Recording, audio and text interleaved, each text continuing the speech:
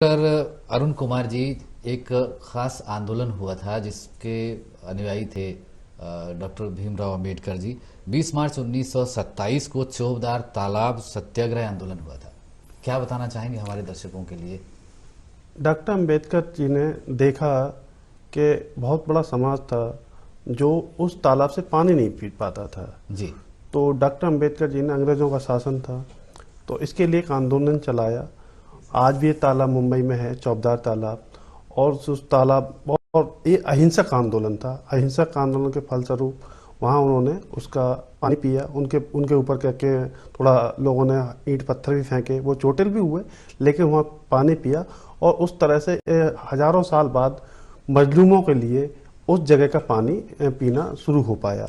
निश्चित रूप से एक संदेश देना था कि मानव जाति के लिए सब चीजें समान है। प्रकृति ने जैसे दिए वो वैसे ही मिलनी चाहिए, उसमें भेदभाव नहीं होना चाहिए। ये एक संदेश था और इस संदेश का बहुत बड़ा प्रभाव पड़ा कि आज की डेट में इस देश में सभी समुदाय और सभी वर्गों के लोग अपने को राष्ट्र से जुड़ा पाते हैं। यदि उस समय ये डॉक्टर अंबेडकर ने आंदोलन ना चलाया होता, ना लोगों को पीने का पानी का अधिकार दिया होता, तो बहुत सारा वंचित वर्ग मुख्य धारा से नहीं जुड़ता और ना ही राष्ट्र निर्माण में योगदान देता। जी। जनसंख्या प्रत्येक देश की दिशा और दशा के लिए जिम्मेदार होती है। बाबा साहब भीमराव अंबेडकर जनसंख्या नियंत्रण के बहुत ही पक्षधर थे। क्या बताना चाहेंगे सुरेंद्र सोनकर साहब, किस तरह की जनसंख्या नियंत्रण नीति थी बाबा साहब भीमराव अंबेडकर की?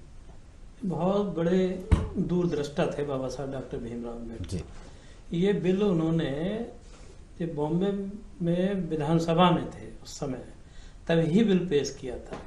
उस समय उन्होंने अंदाजा लगा लिया था कि जो जनसंख्या है उसको नियंत्रण में ही होना चाहिए, कि कोई भी संसाधन है देश की प्रकृति में कहीं भी पूरी दुनिया में, और आबादी बढ़ती जाएगी। और उस तरीके से प्रगति भी नहीं थी जिस तरीके से कि आज हम लोगों ने बहुत प्रगति की है, देश आज़ाद हुआ है, हम समृद्ध हुए हैं संविधान की बदौलत और लोगों के जो सबका योगदान है राष्ट्र निर्माण में। इसलिए तो जनसंख्या नियंत्रण बाबा साहब डॉक्टर भीमराव अंबेडकर इसीलिए चाहते थे कि उसका नियंत्रण होना चाहिए, कि हमारे जिससे कि आबादी कम हो, जिससे हम अपने परिवार के लोग भी बच्चों को अच्छी एजुकेशन दे पाएँ, सही तरीके से उनका पालन पोषण कर पाएँ। और जब आबादी अधिक नहीं होगी देश पर भी भार अधिक नहीं होगा। संसाधनों का बेहतर उपयोग हो पाए। हाँ, यही सीधा सीधा उनका उद्देश्य उस समय में उन्होंने कहा था। और ये नीतियां तो हमारे देश में इस बात को बाद में बनी है, जब विधानसभा में बिल बाबा साहब डॉक्टर अम्बेडकर ने उस समय ही पेश किया था बॉम्बे में। जी जी। इसकी बहुत चर्चा हुई थी और कुछ लोगों को बुरा भी लगा, क्योंकि उस समय ऐसी कोई बात थी नहीं। लोगों को तो ये लगता था जितने बच्चे अधिक होंगे हमारी खेती में या कृषि में या जो भी हमारे मजदूर हैं, क्यों गरीब लोग थे, जितने हाथ होंगे उतना काम करेंगे, धन लाएंगे, ये भी थी। लेकिन बाबा साहब डॉक्टर अम्बेडकर जैसे विद्वान व्यक्ति, उन्होंने बहुत तगड़ी नजर थी समाज पे, उनकी एक एक शब्द व्यवस्था पे, हाँ, एक एक शब्द और एक एक कही हुई बातें बहुत महत्वपूर्ण है, जो आज भी प्रासंगिक है। बिल्कुल। जो संविधान में हमारे वर्णित है वो बाबा साहब भीमराव अंबेडकर के ही नहीं, प्रत्येक भारतीय के विचार हैं।